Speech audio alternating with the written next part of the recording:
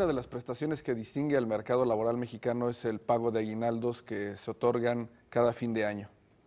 Es una prestación que en los últimos años ha tenido algunas variantes y bueno, para hablar de este tema nos acompaña el licenciado Jorge Sales Boyoli, socio director del bufete Sales Boyoli. Jorge, buenas tardes. ¿Qué tal, Rogelio? ¿Cómo estás?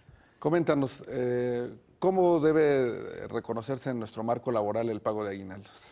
Mira, debe reconocerse como una prestación que los patrones están obligados a pagar a razón de 15 días de salario y que se tiene que pagar antes del día 20 de diciembre o a más tardar el día 20 de diciembre. Cuando esta prestación se creó hace 42 años, que por cierto esta prestación quedó intocada en la reforma laboral, Sí.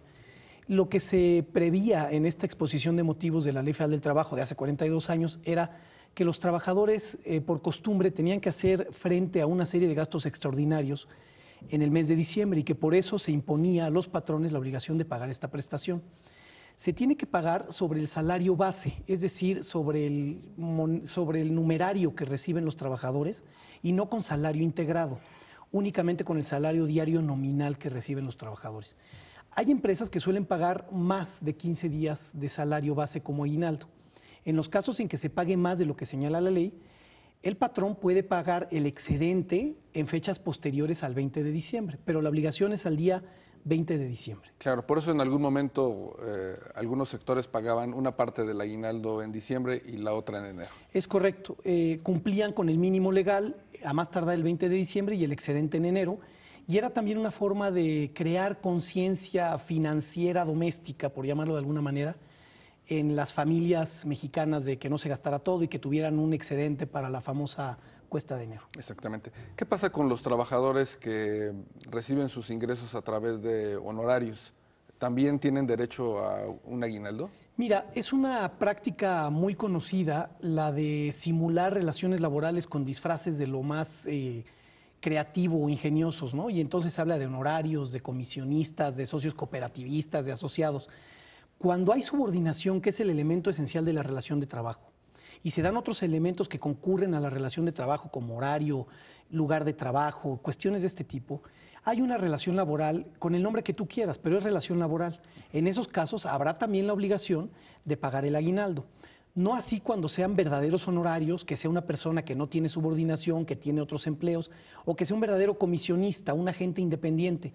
En esos casos, al no haber subordinación, no hay relación de trabajo y en consecuencia no hay obligación de pagar aguinaldo. Claro, en la parte fiscal, ¿el aguinaldo se grava con algún impuesto? El aguinaldo se grava después de que excede del mínimo legal, ¿no? Entonces, estos 15 días se busca que vayan exentos de un impuesto, pero el excedente empieza a tener efectos de retención del patrón. El patrón debe retener el impuesto, concretamente el impuesto sobre la renta, pero solo por la parte que excede. Exactamente. Históricamente, ¿todas las empresas pagan aguinaldos o digamos que ha variado el pago de esta prestación? Esta es una prestación obligatoria desde 1970.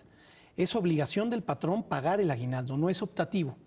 Es curioso que nuestra legislación fue pionera para todo Centroamérica y parte de Sudamérica, la mexicana, y entonces se contagió de esta prestación para el resto de los países, pero todas las empresas están obligadas a pagarlo. Todavía hace algunos años la Secretaría del Trabajo y Previsión Social promovía con una serie de anuncios radiofónicos la obligación de pagar el aguinaldo. Y por su parte Profeco proponía también un esquema de gasto prudente en el aguinaldo, Claro, pero no es optativo. Claro, en este caso ahora que comentas el gasto prudente, ¿cómo gasta el mexicano su aguinaldo? Mira, es interesante. Primero, la Asociación Nacional de Tiendas de Autoservicio y la ANTAD ha expuesto que en el periodo decembrino sus ventas se incrementan un 30%, solo en el periodo decembrino.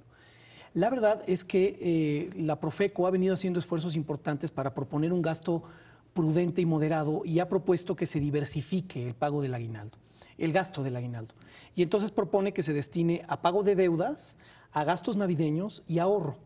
Y ha venido a proponer en el 2009 en un artículo muy interesante que viene reapareciéndolo cada diciembre, desde 2009, sí, propone que según la situación económica de cada familia, la distribución sea diferente. Así el que tiene una situación económica precaria por deudas a tarjetas de crédito y cuestiones de este tipo, se recomienda que utilice el 90% de su aguinaldo para el pago de deudas, el 5% para gastos navideños y el 5% para ahorro. Digamos que ha venido variando. Ha venido variando y también atiende un poco a la situación económica pues, de cada familia, ¿verdad? Claro. Pues Jorge, muchas gracias. Ahí está el tema. El aguinaldo, una obligación, un derecho al que tienen los trabajadores y bueno, habrá que gastarlo con prudencia.